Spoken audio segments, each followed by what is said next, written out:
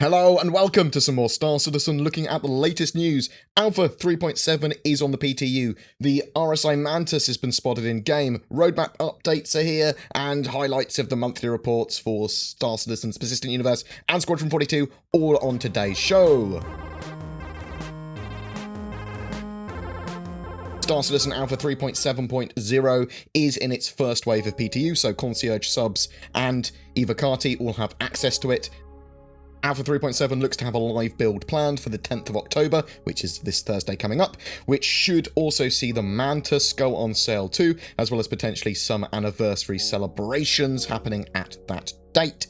Maybe a video from CIG, maybe some more ship sales in addition to sort of like flyable ships in 3.7 with the Vanguard, Harbinger and Sentinel. CIG have had the ship showdown going on each day at the moment as well, where you can vote on your favourite ships that they sort of pair against each other. I would expect the Cutlass Black to be crowned King of Ships on the 10th of October, as well as the Caterpillar, Reclaimer and Hammerhead potentially taking the rest of the top floor slots. We might see something special from those top ships at this time too on the 10th. It should be an eventful day on the 10th or whatever. I'm expecting some weird things, some interesting extra things, some secret things. We have just had a 3.7.0i PTU patch as well, which fixed a few things that were in the PTU. Visual polish to Pacheco's outfit, optimization pass on the Good Doctor Star Marine map, audio polish for caves, polish for hoverbikes to reduce animation errors, numerous audio fixes for ships and ship weapons. They've updated the ping and passive scan behavior for finding mineable resources to be more consistent and predictable. They've corrected an issue causing ships to have inconsistent angular velocities. VTOL engines should no longer be slightly angled downward on respawn. The Caterpillar upper turret should no longer be missing a seat. They fixed residue scan echoes of already scanned mineable rocks. Mineable rock distances should no longer turn to 0 meter and slide away after scanning. The canopy collision for the Defender should no longer persist after ejection. They fixed radio SFX and VoIP getting stuck on if the player leaves the party voice room. The scan initiated and scan complete audio should now play correctly when mining. The Gatling gun audio should no longer get stuck on when it runs out of ammo. The Reclaimer's turret screens should work again. Going prone with the female character should no longer cause the camera to twist. That sounds saucy. They fixed a server crash and 3 client crashes as well. So quite a lot of audio fixes in the latest patch. They are working through a big list of known issues as well, and we are still waiting on that Rsi Mantis to be put into the game. So roadmap update wise, with that in mind, Alpha 3.7 has 4 features listed on the roadmap left to be completed. The Rsi Mantis, Quantum Enforcement, its major mechanic, the Character Customizer version 2 improvements, and the general performance optimization. So that last one, the performance optimization, that comes basically, you know, when they release the live patch. They go, it's been optimized throughout the PTU phase, is the idea.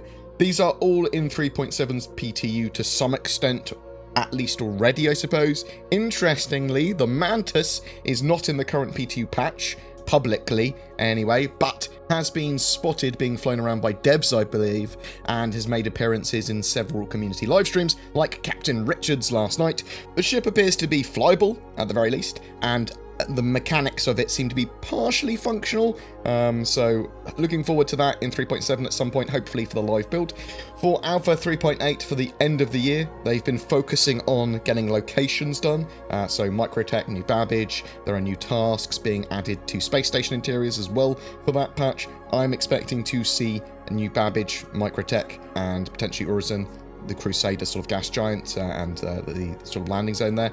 At CitizenCon, they've been working on a load of these locations. The Rsi Constellation Andromeda is this month's RSI subship, so if you are an RSI subscriber, you can fly that ship around. CIG are also trying to gauge interest in Concierge exclusive merchandise, and they've sent out an email asking people to rate some of the merch that was given out at the Concierge event in Frankfurt, where the Nautilus was announced. If you're a Concierge member, so someone that spent $1,000 or more on your account, I know there's a lot more of them after the 890 jump went on sale. That you should have had a email requesting you to sort of rate some of the pictures of merchandise they had. I believe that is actually over now, that sort of poll. The sneak peek from the newsletter this week was of the new HUD work going on and showing off your character's condition on this, on some of the visor stuff. Looks really, really cool. We've had a monthly report for Squadron 42 and Star Citizen's Persistent Universe. I'll get a full breakdown of both, but some highlights on them. With the 890 jump done, they are now focusing on a very important upcoming ship. I'm actually assuming this is the Carrack or something special for CitizenCon. Work also began on a currently unannounced location that will be revealed in the coming months. Again, I'm assuming that's something for CitizenCon. Maybe new planets, systems like Pyro maybe, something like that. New Babbage, the micro-tech landing zone, is moving out of Growbox and into final art phase. The layout is locked in and the exteriors and interiors are close to being finished to the standard they want. The new high-tech art assets are being built out for the starport, interior domes, hubs, and vast exterior cityscapes. They're also working on the landscape of microtech with frozen flora, snow-covered forests, fields with ice boulders, frozen oceans, and mountaintops with extreme weather conditions. Now, extreme weather conditions excites me, because I want dynamic weather in the game, but I'm okay with some static, interesting, cool little things in the meantime.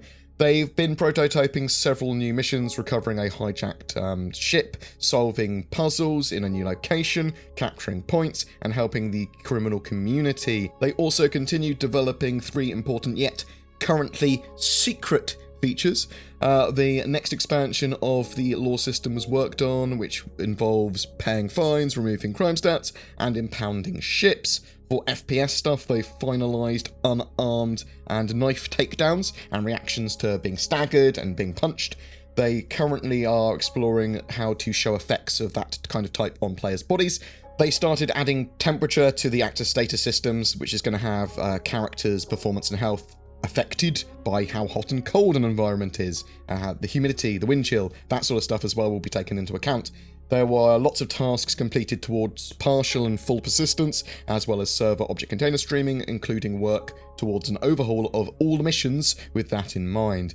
There were some notable updates to the Squadron 42 roadmap as well. Usables V2 and AI Combat V2 have been marked as completed. Hopefully we should see the Idris M and Javelin completed for Squadron 42's needs in the next couple of weeks as well. It will take a little bit longer to get them into the Persistent Universe, and a lot of people are expecting not those sort of capital ships not to be in the game until Squadron 42 is released.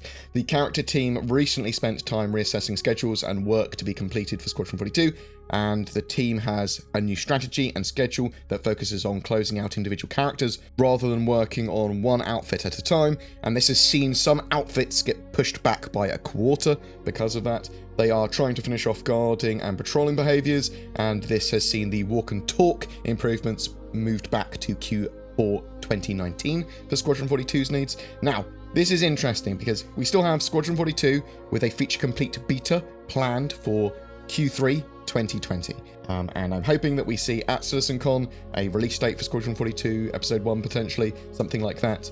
Some more solid schedules and plans for closing out the Squadron 42 and for like Star Citizen's completion now as well. I mean, obviously Star Citizen has a lot more work to do, and they're going to keep on evolving and iterating on a lot of its mechanics, and I suspect there will be more mechanics added to the game as we get further down the line, but I would like to see something that is more of a roadmap to completion of its core features, and then when are we going to have sort of like a persistent multiplayer experience with multiple systems. That's what I'm after, I think, and I'd like to know what you think in the comments below. Also, do you think we'll see the Rsi Mantis going on sale in-game when 3.7 goes live? Do you think we'll be able to rent it? Do you think we'll be able to buy it in-game straight away? Or do you think there'll be a lag period of while they sell it before it's in-game? Whatever your thoughts, though, I'd love to hear from you in the comments below. Bam! Every month we have a ship giveaway. For October, it's an Anvil Carrack Explorer ship that should hopefully be flyable in Alpha 3.8 at the end of the year. Just comment on any of my videos made during October to be in for a chance to win that. There's an Aztec giveaway as well. They make cool CPU coolers. See what I did there? And at the moment, they're giving away 8 of these lovely CPU coolers with my logo on. So there's some BoredGamer branded ones. I'll put a link down below for that separate giveaway too.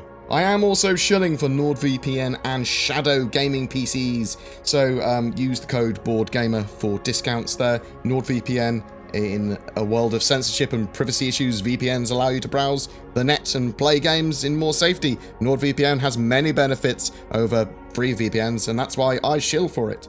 Some of you also might be interested in shadow cloud gaming stuff. This allows you an alternative to sort of like buying and maintaining your own gaming PC. You can stream a custom Windows 10 environment to devices like your phone, a laptop, or a crappier, lesser PC, and bam, it's fantastically powerful, and it's maintained, and hardware is regularly updated for you. It's a fantastic service, Shadow. Cloud gaming certainly has quite a big future ahead of it. If you'd like to further support my channel, please consider subscribing, sharing this video, ringing the YouTube bell so you get notifications when a video goes live. This is a channel that is funded by the community via donations, Patreon members, YouTube members, and anyone else that wants to get involved with comments and helping. Thank you to everyone that goes the extra mile. Take care, and I will see you in the verse.